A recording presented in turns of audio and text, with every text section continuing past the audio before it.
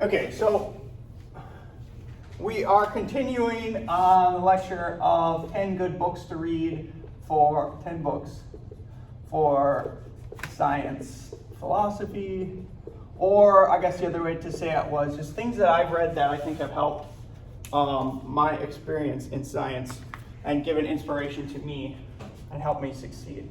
So we are on number 7. Which was Beowulf. I love Beowulf. Again, non-science things and like what could you glean from this? So has everybody read Beowulf? Have you? Okay. Okay, so everybody kind of like knows like the gist of the story, right? Like the gist of the story is this like young hero who leaves his land just for like the sole purpose to like go slay a monster and earn fame. And I think it's like one of the, if not the oldest European or at least British like myths out there that's in written form. So it's like one of the oldest myths, and it's got a lot of good things that are pretty inspirational. So one of the concepts is the surge of youth, not ageist here. But youthful people have you can be a youthful mindset. The theme here is like often, and I definitely, like this was my experiences when I was a lot younger, maybe not a lot younger, but 10 years ago, like I really like wanted to go out into the world and have some kind of an impact. And as you go on through life, you encounter all kinds of things that sort of limit your enthusiasm as you get older. But sort of that almost kind of like being a little bit naive and thinking that you can achieve kind of almost impossible things, that really contributes to science. In some ways, like when I think about when I went into my PhD program, and I think about like the question that I decided to start investigating, that was kind of like an outrageous question that like people had tried before and could not solve. Like postdocs and PIs had tried their entire career to solve the question that I was going after and never been able to solve it. So it was totally naive for me to think that like I could, as a PhD student, figure this out. But my advisor never told me like I couldn't do it. She was always super supportive and always kind of like believed in me. And so that sort of like naive enthusiasm, that goes a long way to pushing science forward. And it's just something that you want to, as you move forward in your field, you want to kind of maintain that youthful attitude that I could still go out and I could figure this out. And at the end of the day, like it is individual people who are sort of figuring out these solutions to tough problems. So don't ever sort of like lose your youthful enthusiasm. That can be infectious. It is infectious. And yeah, like it's definitely infectious. And you can definitely find whole departments and whole sort of like cultures who have completely like collapsed in terms of their enthusiasm. And you can tell just by like the kind of questions that they're trying to pursue. So like science is such a big investment in terms of time, you might as well try to do something that's worthwhile. Like if it works out, it's so likely to fail no matter what you do. If it works out, you might as well do something like that. That would be a big deal. And for me, like the idea to like win fame, it sounds stupid. Because like the idea that you would win fame researching this tiny little question that probably only like 50 people in the world like know or care about is kind of a strange thought. But that was always like motivating to me. The idea that like you could do it and you could potentially like achieve fame and fortune by figuring out like the answer to a tough problem, solving a problem. And that's like literally like what Beowulf, what he's doing in that. I'm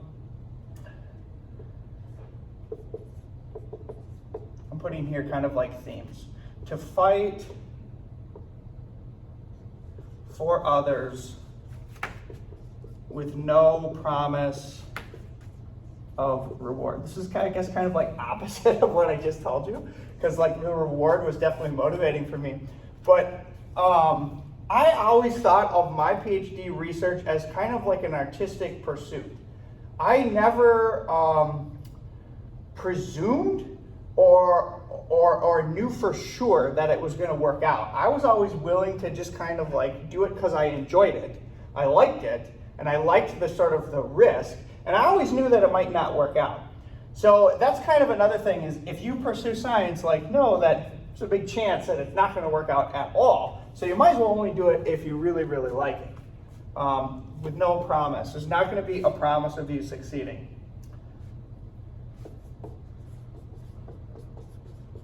Style points. I talk about this in all my classes.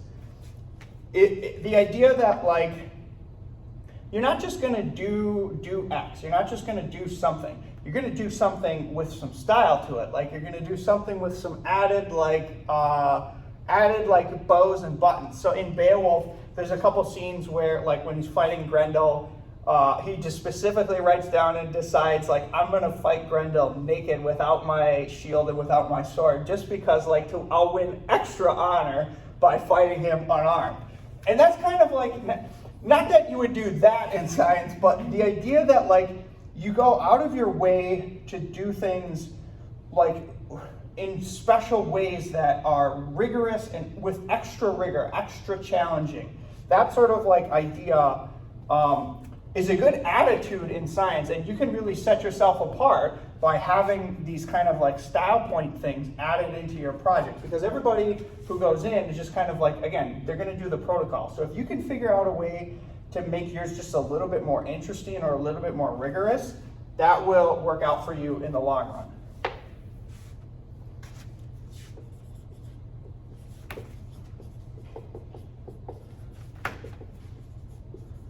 This relates to kind of the naivety. No one is ever going to believe in your quest or believe that you're going to be capable of completing your quest, whatever it is. And this was maybe your advisor. Like my advisor was always somebody who kind of believed in me. But nobody else in the entire field ever believed that I would have been capable of doing a particular thing or achieving the answer to this one particular question. And that's what it's going to be like if you're really doing hard stuff. If you really decide to pursue, like, a hard question, nobody's ever going to believe that you're capable of doing it, and it's not going to change until you have finally, like, proven it beyond all reasonable doubt. Even when you get the answer and you publish the paper, there will be a period for, like, 5 to 10 years where you will have doubters who still don't believe that you even did it, and it will take them 10 years to essentially, like, come around. So no one's ever going to believe you. It's kind of a lonely field. There's a saying, it's lonely at the top. You have to that's why you just kind of have to just believe in your quest with no promise of reward, because it's going to be a long time before anybody comes around to believing in your potential, unless you have a good PI.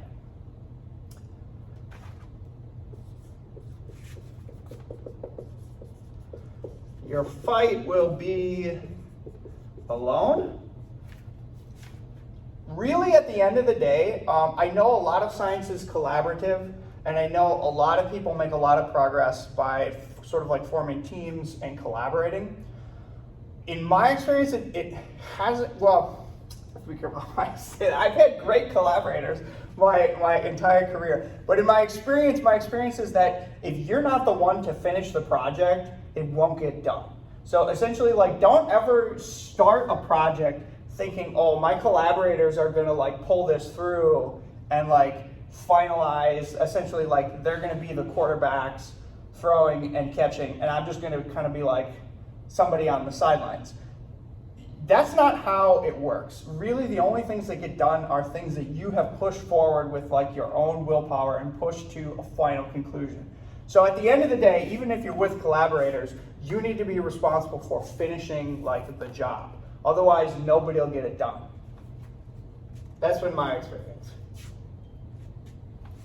Okay, and then the final thing, why Beowulf is so fun and useful for science.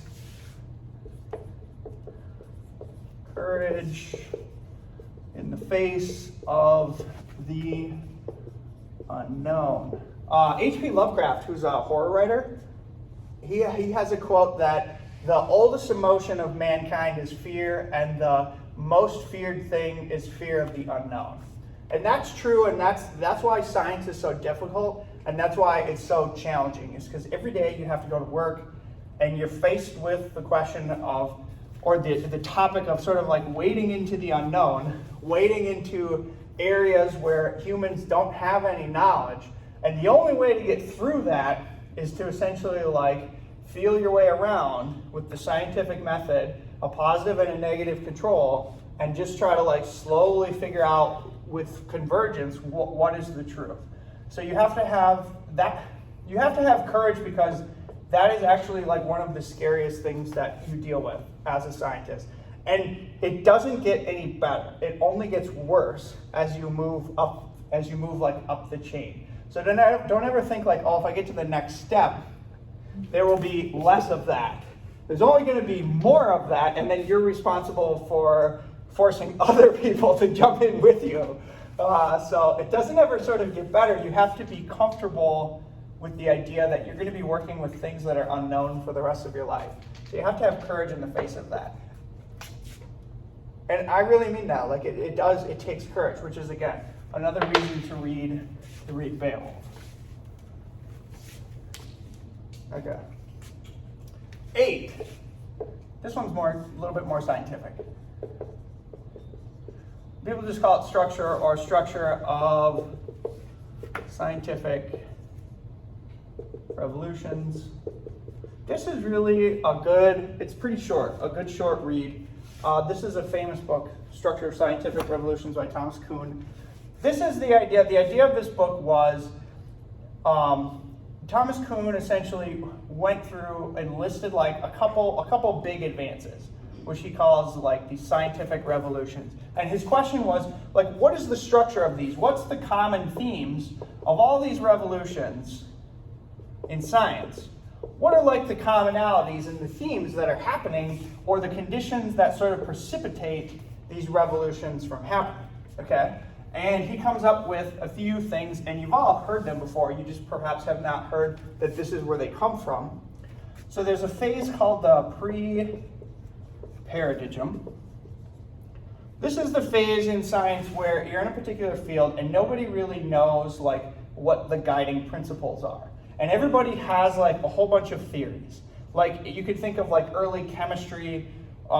People were researching like alchemy, like the idea that you could like change certain elements into other things. And there are all these like crackpot ideas about sort of what the chemical composition of the things that of matter are, okay? This is in the stage that would be called pre-paradigm. Nobody's like on the right idea. And when you're in this phase, essentially like people propose these, and eventually they get weeded out because they just can't predict. So they just get like, ideas essentially get destroyed because they don't predict. They just get weeded out, okay? And the pre-paradigm phase then leads to a paradigm phase, where somebody eventually creates some kind of an idea, and that idea is predictive. You can use this particular idea to make predictions that come true. It's a hypothesis that has value, okay?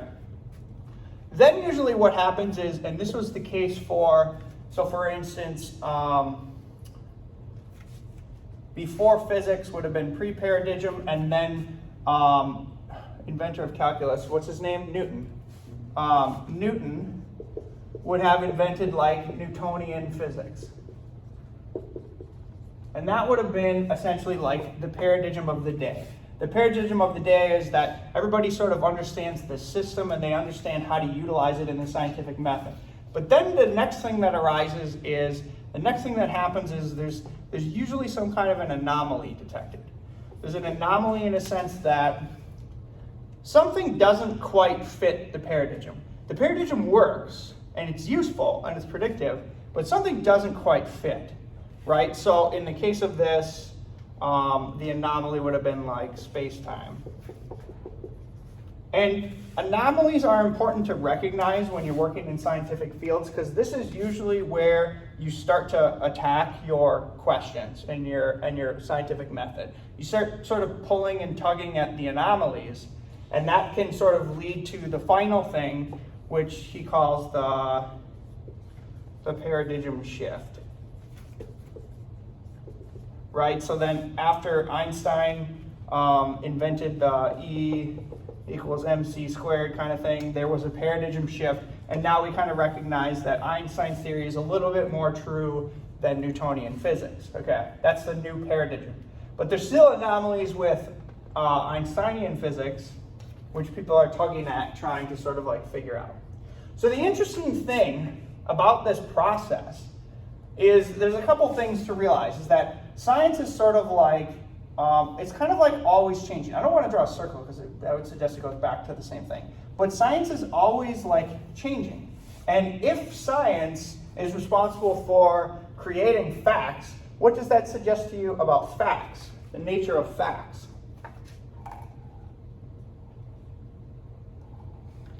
There's a lot that we don't know, but there's even more. Well, what's the definition of a fact? Something that's true in all situations or all scopes. Yeah, I mean, really, facts essentially kind of, so Kuhn would say that facts change. What are facts? That actually changes. So it's interesting to think that everybody always says, follow the facts. Just listen to the facts. And it's like, if you really understand the scientific process, you really understand that facts change over time. What you think to be true is probably not what's going to be true 100 years from now. So that's an important thing to know. And the one reason that that's important to know is because if you want to be a person that is going to be responsible for shifting paradigms, like if you want to be the person who's going to overturn something, how do you think of the old paradigm? Essentially, like the people that overturn paradigms are essentially like the people that ignore dogma. They ignore the old paradigm. They're kind of like rule breakers. They're kind of, again, nonconformists, which I talked about like with Emerson and Seneca. Nonconformists are really the only type of people who can overturn the paradigm. Because the entire time you go to scientific training in school, you get put in all these classes and everybody's indoctrinating you on the paradigm. And they're saying, memorize this, this is fact. Without teaching you that really a lot of this might not be true, and it's kind of your job to overturn the things that are incorrect about this. And the only way you can do that is if you sort of ignore everything that we've taught you and figure it out through empiricism. That's how science happens. Okay, so a couple other things that he talks about.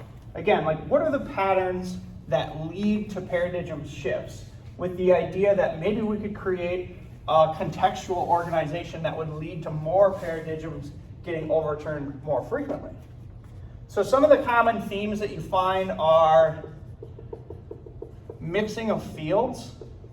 So if a field gets too entrenched in its paradigms, it becomes stale and it doesn't move. And oftentimes the person to sort of break that sterility or that staleness is somebody from a completely different background moving into that new field and thinking of things in a completely new light. Like if you come in from a different organization, you're no longer biased by the paradigms of that field. And that is usually what leads to a paradigm shift. So the example of this is in this book, he lists Dalton. Now this is old knowledge for me, so somebody have to fact check. But I think Dalton is the person in chemistry who figured out that atoms have a nucleus, the atomic theory. I think he's responsible for essentially like figuring out atomic theory. And he was not a chemist. He was not at the time a chemist. He was a meteorologist. So he studied like a completely different field. And it was sort of a paradigm from his field moving into a new field helped him sort of kind of see atomic theory in a new light that nobody else had seen it. So mixing fields is an important thing for overturning paradigms, which is why I think it's extremely important to continue educating yourself into old age. I already said this, breaking the rules. You can't break paradigms by following all the rules. Ignoring dogma. Okay, final thing worth saying from this book. Again, I'm sort of pulling out the highlights. Final thing that he points out is that the commodity of science is solving problems. So if you're a graduate student, or if you're somebody who wants to move up in science and you're thinking, well, like, what do I need to do? What should I spend my time on so that I can move up the ladder, so that I can move up the chain or make progress? What you need to do is solving problems. You need to solve a problem. That is the unit of science. Somebody should be able to look at your resume and say, like, what's different now because you were on the planet? And you should be able to say, I solved X problem. That's what I did. If you don't have that, you haven't really contributed to the scientific fields. So that's what you should be looking for. Okay. 9. I have it here. The essential Deming.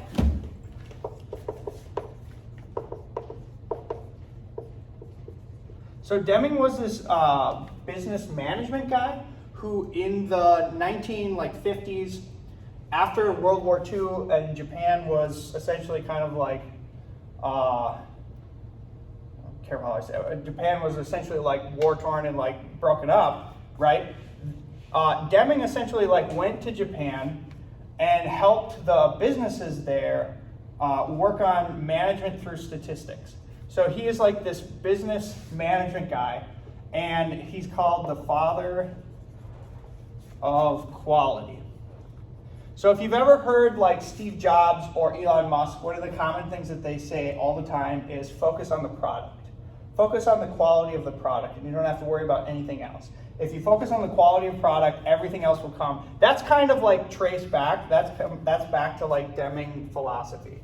So he's got a couple ideas that are useful for kind of like working in the environment of a lab and producing science, with the idea that solving problems is kind of like our commodity that we produce. One of these things that he talks about is tampering, this concept called tampering, and I talk about this in the GMOs lecture later. This is the idea that solving a problem often creates a worse one. So you have to be careful when you're sort of bent on solving problems. Sometimes not all problems are worth solving. And the idea with the Antifragile book, which I cited before, you don't want to solve all your problems because you want a little bit of stress and you want to be able to do well in the chaos. So what happens to you if you sort of remove yourself from all problems and all stress is you become weakened. That's also like Seneca philosophy, Stoic philosophy. You want to be careful about solving too many problems. Sometimes you create a worse one. Other things he discusses, using statistics in management of quality. So if you are a student, you haven't had statistics class, you should start taking statistics classes and thinking in terms of statistics. Everything you should be kind of thinking about in terms of statistics. That's an important thing.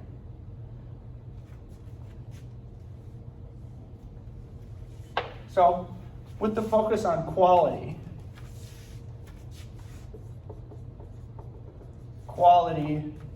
of science, I was kind of thinking about, well, like, what is quality of science? What is quality science? A couple things.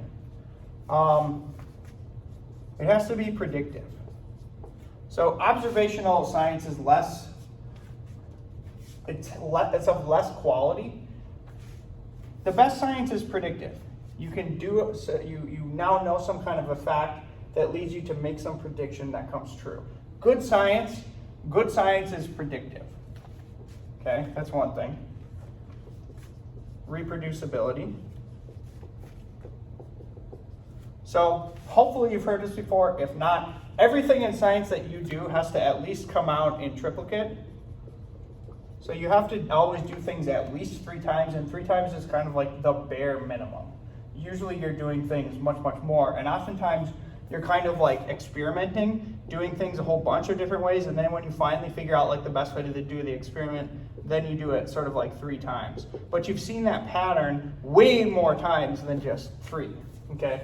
Things need to be reproducible. And that's a problem with all science now, which is why before I said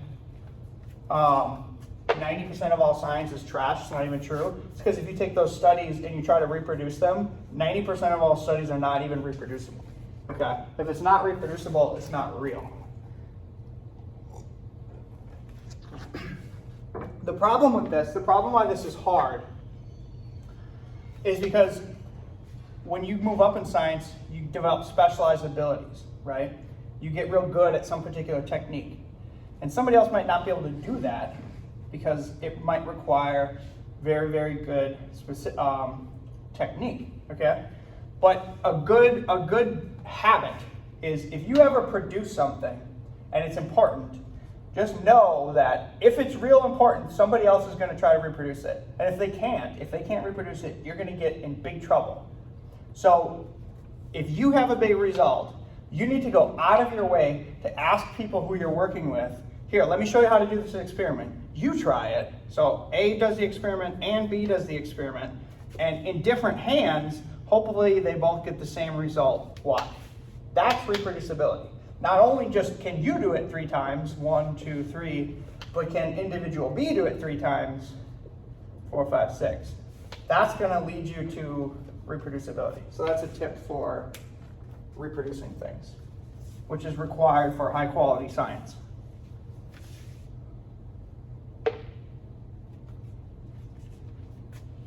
And then the third thing, which I already talked about last time, is convergence. And you'll see this when you read my paper and other good papers. Again, the idea of if you ask a question via method A and you get answer Y, is there a different way you can ask the question with method B, and does it give you the same answer Y? Or method C, and does it give you the same answer Y? And if so, you really have a nugget of truth there.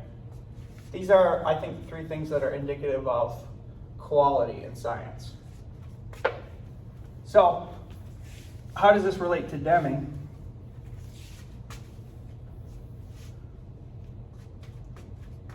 Deming essentially says quality has to be dictated from the boardroom. Essentially, the idea is you can't just hire somebody off the street and expect them to know what quality is. You cannot just take in an undergraduate into your lab and expect them to know what quality science is. Quality needs to be dictated by the people who have, what does he call it? He calls it profound knowledge. And it's not an insult. It's not like you're not capable of profound knowledge. But essentially, your PI should be telling you, these are the things we need to ensure quality. Then once you've been told, then it's your responsibility, okay, let's do these things. But it's the responsibility of the PI to make sure that the quality of what you're working on is super high. Because they have sort of like the global vision of where this is going, and you might not understand. For example, this was true in my lab, where I have a couple people who work for me, say A, B, C, D, and I'm collaborating with a few people, X and Y, and X and Y are doing particular experiments that are going to fit into a certain story. Here's a book, maybe. I don't know why I'm drawing a book. X and Y are doing parts of components that fit into a story, right? A scientific story. And I might have a student B who is doing other components that fit into this story. It's very difficult for them at that level of knowledge to understand how everything fits together. Really, the PI is the person who understands this, and it's the PI's job to communicate to you and communicate to you what quality is so that you essentially can understand how everything fits into the story. Okay? So it's essentially saying, if you haven't had a discussion with your PI about, how can I do this in the most rigorous fashion, you should have that discussion. Okay, another thing about quality that you're going to encounter a lot in science fields is situations where a worker is training a worker. I try to avoid this in my lab. I think this is really bad. This is really bad. And you find it just naturally happens because people make friends, they join the lab, and they essentially, sometimes they don't want to talk to the PI because they might think the PI is super busy. So they essentially go to the graduate student and they say, hey, graduate student X, can you teach me how to do this technique? That's horrible. The reason that that's horrible is because usually graduate student X does not have profound knowledge, no matter how much you might think that they do, even postdoc X. Usually those people are not good, not the best. They're still training. Like, think about what a graduate student is. A graduate student is learning how to do science. They're not at the level yet where they know how to do independent science, okay? So the idea that you would go in and get, it's even worse than that. It's not worker getting training from a worker, it's a trainee getting training from another trainee. So like, don't do that, avoid that. You really want to get training from the person with the profound knowledge, which is ideally like the PI, or ideally like somebody who has really, really worked on this for a long time. And the reason for that is because as you learn to do protocols in science, and you get taught them by various people, you're going to learn certain people point out important details. And they say, this is important because of reason X. And if you just get training from another trainee, they're not going to understand what those important things are because they haven't made enough mistakes. They haven't seen all the bad scenarios that can happen if you do the wrong thing. So try to get training from the PI if possible. Okay, final thing. And this relates to, when I talked about Emerson, I said work hard. Deming has a unique view on hard work. Hard work is bad if it's not in the right direction. So Deming has this philosophy. He kind of says everybody's already working as hard as they can possibly work, or at least as hard as those people are actually capable of working. And the problem is, and you're going to see this in science, you're going to see people who quote unquote work hard. They show up to the lab, and they're there, they do stuff, and yet they never make any progress. They never fundamentally get to the unit of science, which is solving a problem. They never make progress, and that's because they spend their time dillying around doing things that are essentially not worthless, but not contributing to solving a problem. People can often come to work, and because science is working in the unknown, and that can be very intimidating, they can often whittle their day away doing things that make them feel comfortable, things that they know how to do, right? That is not essentially work that's as valuable. So hard work doesn't really matter. It has to be hard work pointed in the right direction. So you have to be conscious of, what am I doing? Am I just coming to work? Am I just perpetually doing kind of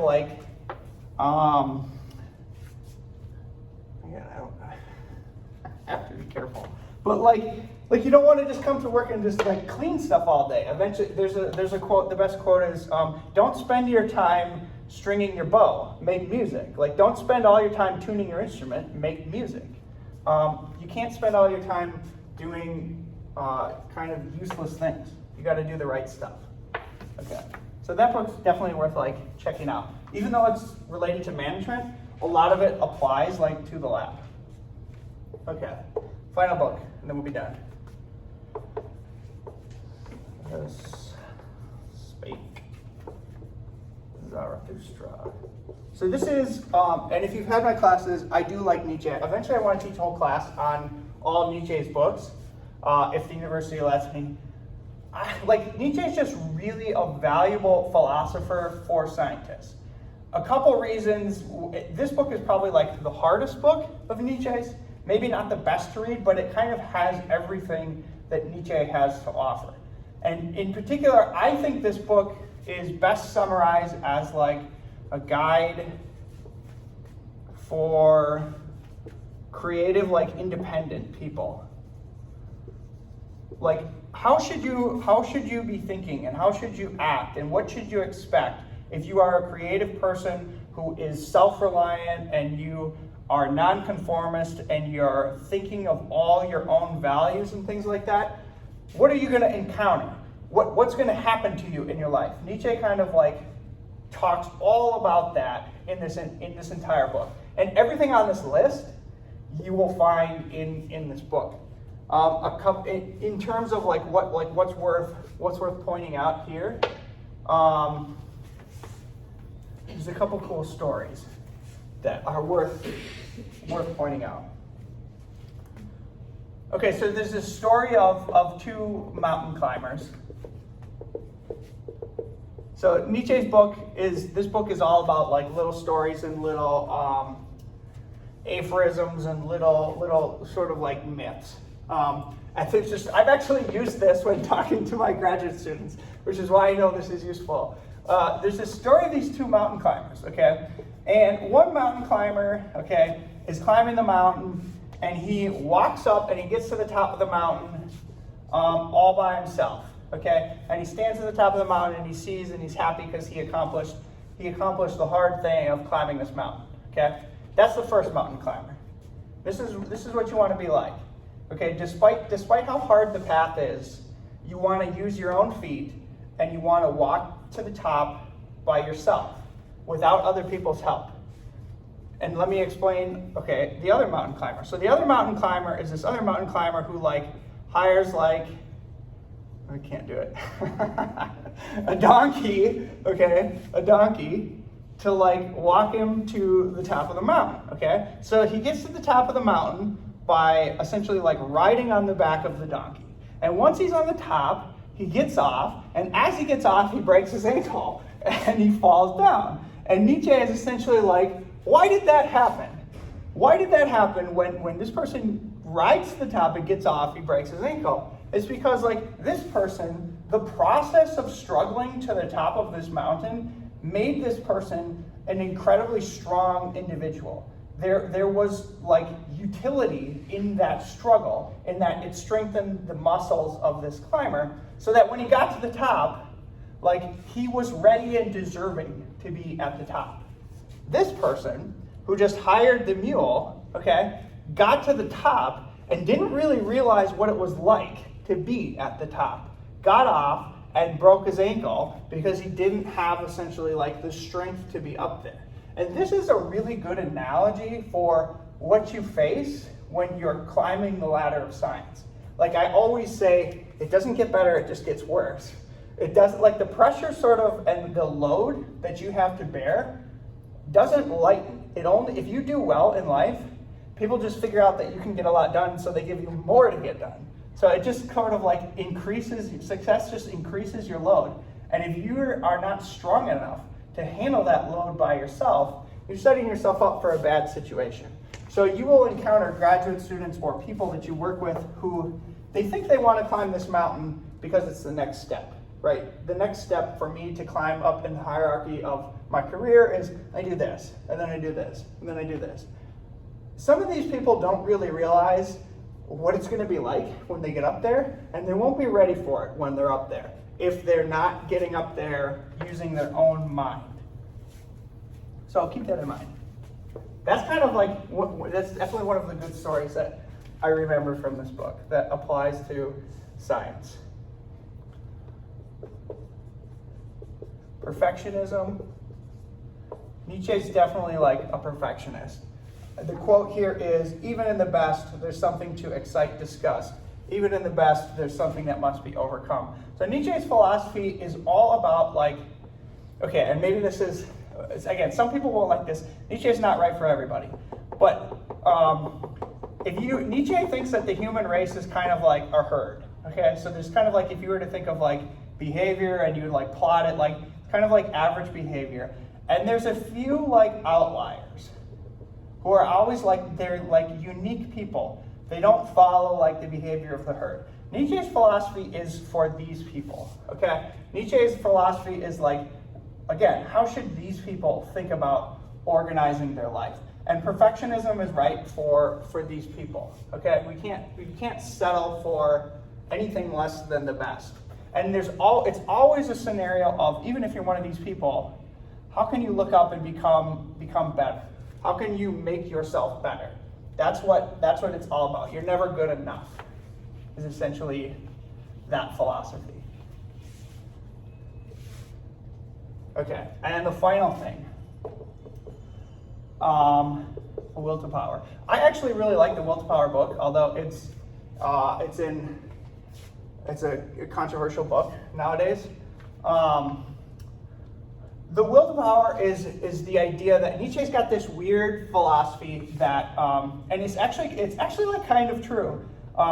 If you think back to the original lecture that I gave on the sort of like the theory of like the beginning of life and those molecules kind of like interacting with each other, Nietzsche has this idea that all life and all matter is constructed around this idea he calls the will to power, which is essentially like all things, even like atoms and molecules, all things are essentially like trying to subject weaker things to their will. So again, like this is actually kind of true in an atomic sense. If you think about like ionic interactions and you think of like oxygen, which is a strong like reducing agent, it's actually kind of true. Like, and he thinks that if this is true at the atomic level, all life is kind of like organized around this principle. Okay. So essentially, like his philosophy is, well, we might as well like just understand that and pursue that as like some of our goals. So one of the things he says, what is good? All that heightens the feeling of power. The will to power, power itself in man. What is bad? All that proceeds from weakness. What is happiness? The feeling that your power increases. So how does this relate to science? For Nietzsche, there's two kinds of people. There are people for which will is want, like, oh, I want this. There's people who their will is weak, essentially. Like they just think about, oh, I wish I could have this. I wish I could have that. So in their case, to will is to want something. And there's another type of person for which the will is so strong, their will is so strong, they don't even recognize the difference between willing and like achieving the outcome. For these people, to will is literally like to get what you want. Okay? So obviously, he likes these people better. And why does this relate to science? So, when you are working on experiments, you can't bend reality to your will, but in some cases you can. Like in some cases you can, and let me give you the example. So if you have some kind of experiment X, okay, and you do experiment X and it doesn't work, the vast majority of people will say, okay, it didn't work. Like, let's move on. Didn't work. Some certain subset of people can say, okay, it doesn't work under that condition. It doesn't mean my hypothesis is incorrect. Let me test it a different way. Okay? And a certain type of person tests things a whole bunch of different ways. Again, failing iteratively, over and over and over. And finally figures out, like it didn't work for all these conditions, but it did work here. This is my anomaly. And all of a sudden, like the facts change and reality becomes true because of what you figured out. So I would say perhaps you can't bend reality to your will, but in some cases you can. And when you can, it's sort of like an issue of doing the hard work and the struggle. And if you push forward in science, you will get there, but the limiting factor is willpower. Okay. So that's the conclusion of my 10 books that I think will help you. Science philosophy. Again, these are just things that were helpful to me, not necessarily a recipe for everybody, but I would encourage you to look at them. Okay.